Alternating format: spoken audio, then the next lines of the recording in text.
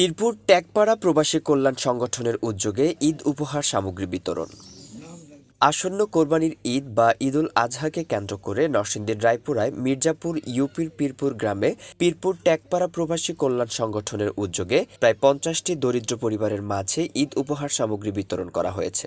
১৫ June শনিবার বিকেলে পীরপুর ২ নং সরকারি প্রাথমিক বিদ্যালয় সংলগ্নে এই ত্রাণ সামগ্রী বিতরণ করা হয়। প্রতিটি উপহার ব্যাগে রয়েছে চাল, ডাল, চিনি, পেঁয়াজ, আলু, সেমাই, সাবানসহ প্রায় ১,০০০-এর অধিক মূল্যের ঈদ উপহার স্বরূপ ত্রাণ সামগ্রী। সংগঠনের সদস্যদের নিজস্ব অর্থায়ন এবং বিত্তবানদের আর্থিক সহায়তায় এমন উদ্যোগ গ্রহণ করেছে স্বেচ্ছাসেবী সংগঠনটি।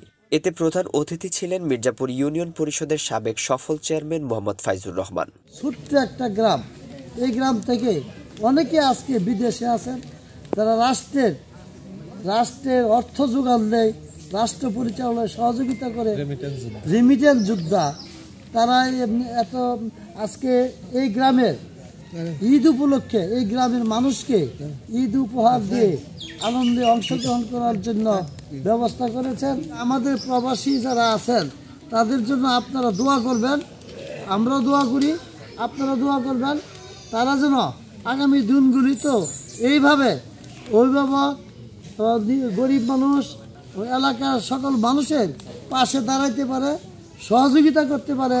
রায়পুরা উপজেলা ছাত্রলীগের সিনিয়র সহসভাপতি ও অত্র সংগঠনের প্রধান সমন্বয়ক আল আমিন হোসাইন বলেন, যাদের রিমিটেন্সের মাধ্যমে আমাদের বাংলাদেশের অর্থনৈতিক চাকা বিশেষ করে সচল থাকে, সে কিছু সংখ্যক রিমিটেন্স যোদ্ধা ট্যাগপাড়ার যারা প্রবাসী রয়েছেন, তাদের উদ্যোগে এই পাড়ায় যারা বিশেষ করে কিছু আমাদের যারা অর্থনৈতিকভাবে একটু দুর্বল রয়েছেন তাদেরকে সার্বিকভাবে ঈদ উপহার, এটা কোনো আসলে তাদেরকে দুস্থ এরকম না, যাতে আমরা যেভাবে ঈদ করি বা তারা যারা প্রবাসী যারা থাকে তারা যেভাবে ঈদ করে ওরাও যাতে এইভাবে সুন্দর করে ঈদ উদযাপনটা করতে পারে, সেই লক্ষ্যে তাদের যে চিন্তাধারা এটা অত্যন্ত সুন্দর। এ সময় পীরপুর ট্যাগপাড়া প্রবাসী কল্যাণ সংগঠনের প্রধান উপদেষ্টা মোহাম্মদ সাদেক মিয়া, উপদেষ্টা জসিমউদ্দিন, উপদেষ্টা মামুনুর রশিদ, উপদেষ্টা বাদল মিয়া, কোষাধ্যক্ষ ডাক্তার রফিকুল ইসলাম এবং মির্জাপুর ইউপি সদস্য আঙ্গুর মেম্বার সহ অনেকে উপস্থিত ছিলেন।